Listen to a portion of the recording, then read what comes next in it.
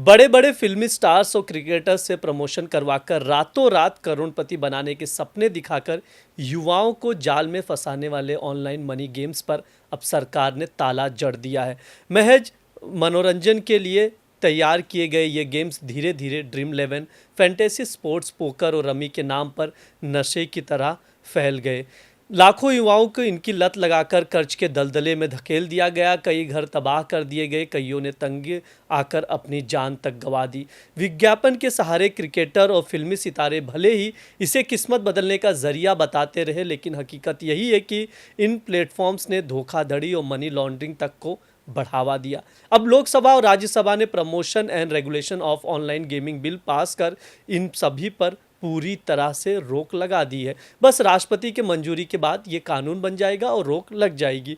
इससे ड्रीम 11, माई 11 सर्कल और विंजो जैसी कंपनियां सबसे ज़्यादा प्रभावित होंगी। आइए जानते हैं बैन लगने के बाद क्या होगा, कानून के उल्लंघन करने पर कितनी सजा होगी, बिल में क्या कुछ है। नमस्ते, मेरा नाम ब्रिज द्विवेदी है। आप देख रहे हैं अमर उजाला द बोनस का खास सेगमेंट आर पार।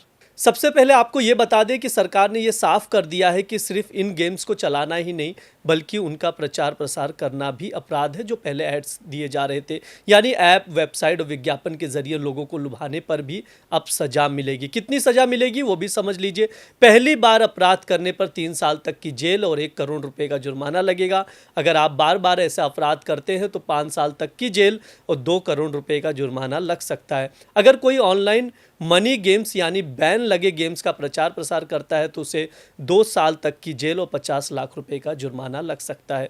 सरकार के मुताबिक ऑनलाइन मनी गेम्स की आड़ में धोखाधड़ी, हवाला, मनी लॉन्ड्रिंग और आतंकवादी फंडिंग जैसे अपराध बढ़ रहे थे। इसके अलावा करोड़ों लोग इसकी लत के शिकार हो चुके हैं, जिससे सामाजिक और आर्थिक नुकसान भी हो रहा है। हालांकि बिल में ई स्पोर्ट्स को बढ़ावा देने की बात भी कही गई है। सरकार लगातार कह रही है कि इसे एक मान्यता प्राप्त खेल का दर्जा मिलेगा। एक नेशनल अथॉरिटी बनाई जाएगी जो सभी ऑनलाइन गेम्स को कैटेगराइज और रजिस्टर करेगी ताकि सुरक्षित और स्किल बेस्ड गेमिंग को प्रोत्साहित किया जा सके। ऑनलाइन गेमिंग इंडस्ट्री की बात करें तो एक तरफ अरबों रुपए का कारोबार, दूसरी तरफ लगातार कानूनी पाबंदियां और टैक्स का बोझ पड़ता हुआ दिख रहा था। पहले ही खिलाड़ियों की जीत पर 30% का टैक्स और ऑनलाइन गेमिंग पर 28% का जीएसटी लगाया जा रहा था।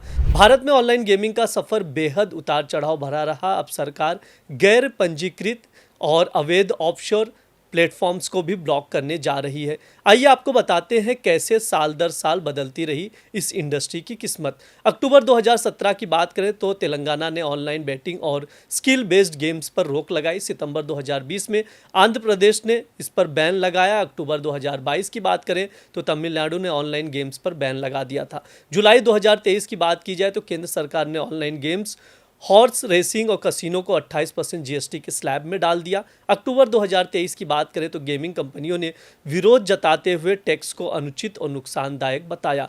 मई 2024 में सुप्रीम कोर्ट ने कंपनियों को राहत दी और जीएसटी नोटिस पर रोक लगा दी।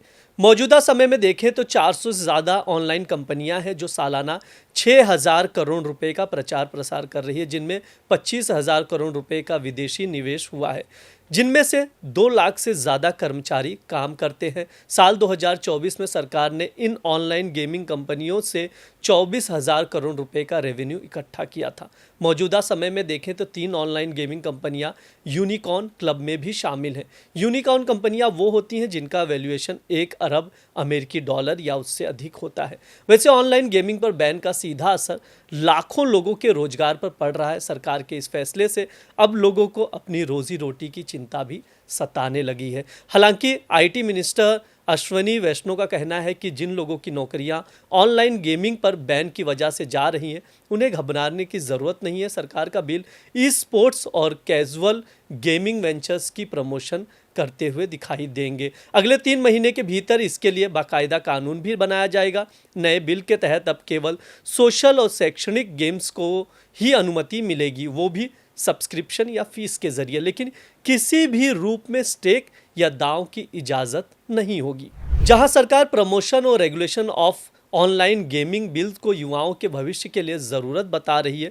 वहीं गेमिंग इंडस्ट्री का कहना है कि ऐसे कड़े कदमों से निवेशकों का भरोसा डगमगा सकता है और घरेलू उद्योग पर इसका बुरा असर पड़ सकता है। ऐसे में सवाल ये भी उठता है, क्या ये बिल सच में युवाओं को जुए की लत से बचा पाएगा या फिर ऑनलाइन गेमिंग कोई नया रास्ता तलाश लेगी। इस शो में इतना ही। आप लोग देखते रहिए द बोनस। शुक्रिया।